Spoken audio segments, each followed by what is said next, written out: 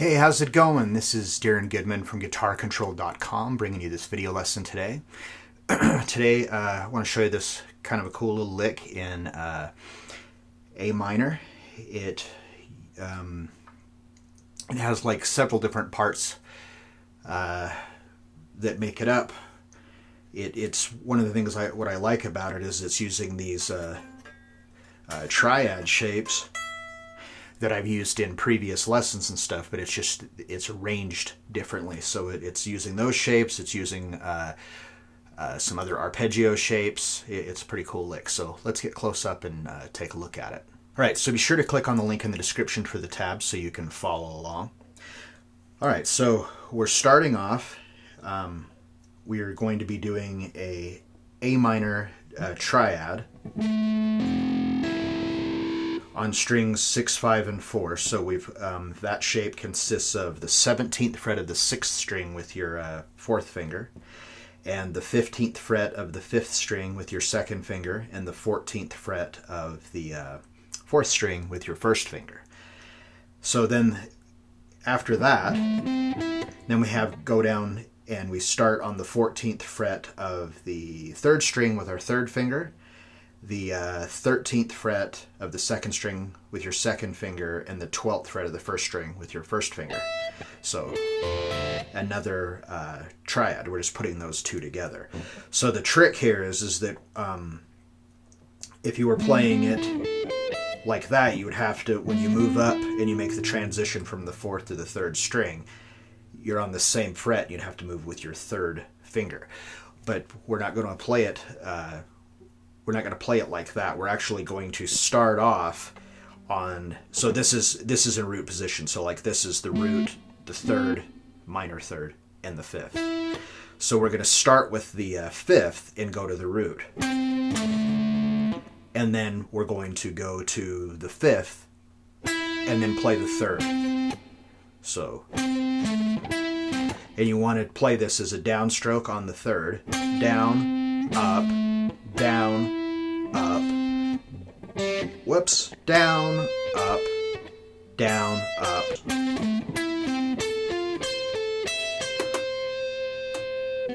All right, and then from there, we move over to the 10th fret of the 1st string with your 1st finger, and then we're going to go to the 12th fret of the 2nd string with your 2nd finger.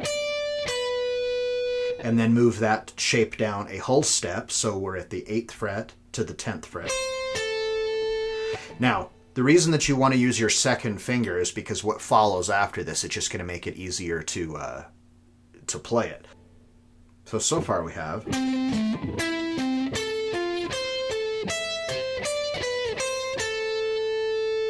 All right, and then from there, you're going to immediately go to the 9th fret of the 3rd string with your 1st finger, and then the 10th fret of the 4th string with your 2nd finger, and then the 12th fret of the 5th string with your 4th finger. So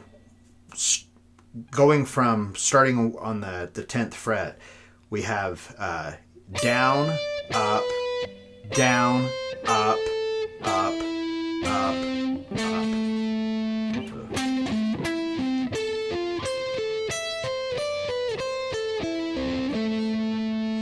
All right, and then from there, we're going to take that note that we just played on the 12th fret, and we're going to slide to the 15th fret.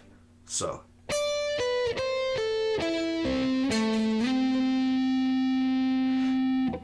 And then immediately follow that with the 14th fret of the 4th string with your 3rd finger as a downstroke, the 12th fret of the 3rd string with your 1st finger as a downstroke, and then the 12th fret of the 2nd string also with your 3rd finger was a downstroke, and the 12th fret of the 1st string again with your 1st finger is a downstroke.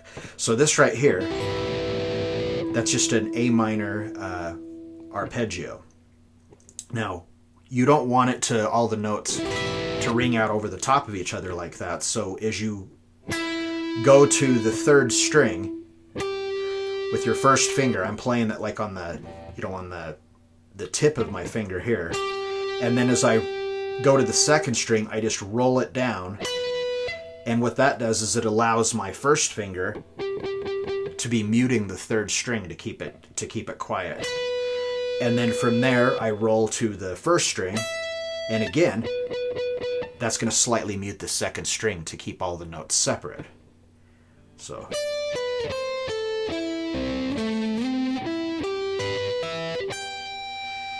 and then from there you go to the 15th fret with your 4th finger,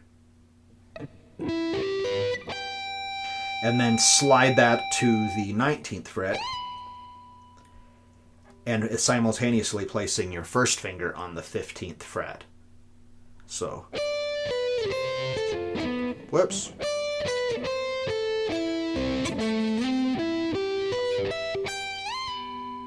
And then pull off to that 15th fret. So when you slide up, it's important that you bring your first finger along with you so it frets the 15th fret of the first string. So that way when you do that pull off, your finger is already there. And then follow that to the 17th fret of the 2nd string with your 2nd finger as an upstroke. And then the 16th fret of the 3rd string with your 1st finger, also as an upstroke. So. And then right back up to the note you just left off on the 17th fret of the 2nd string is a downstroke. Back to the 15th fret of the 1st string is a downstroke. And then the 19th fret of the 1st string as a upstroke, and then from there you just slide to the 24th fret and finish it off with a downstroke. Now, if you do not have, if the guitar that you're playing on does not have 24 frets, an alternative that you can do is to go to the 22nd fret and bend that note to the up a whole step. So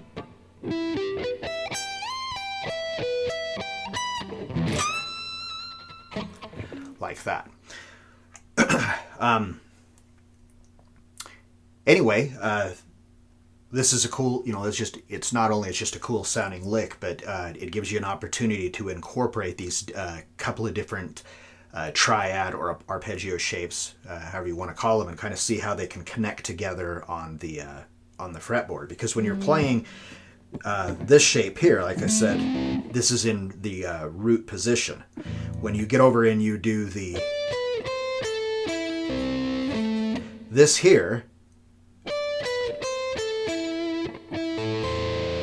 that is in the second inversion. So instead of being in the order of 1, 3, 5, you're actually starting with the 5th. The 5th is your lowest note. And then that connects into another A minor triad, but this time it's in the root position. So we're sharing the 5th here in this shape, and then again in this shape. So I've connected the the second inversion into the root position. So it's just kind of a cool way to connect these. And then from there, sliding up here, again, now we have another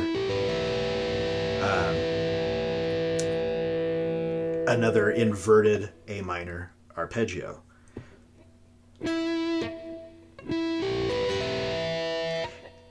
And then again from here, another second inversion arpeggio. So the whole thing one more time.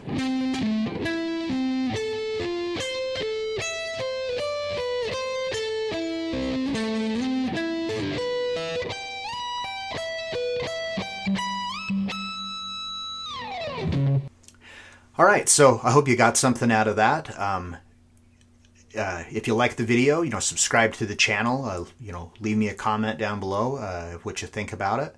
And the thing that's neat about stuff like this too is that you can easily, change it into another key. So if you decided that instead of playing this in A minor, you wanted to play it in B minor, you just simply move everything up, one whole step. It's very easy to move, to move these kind of shapes around, because these arpeggio shapes, they're like a bar chord. So no matter what, the shape is always the same. So if I'm, that shape is going to be the same in another key. You just simply move it around. And until next time.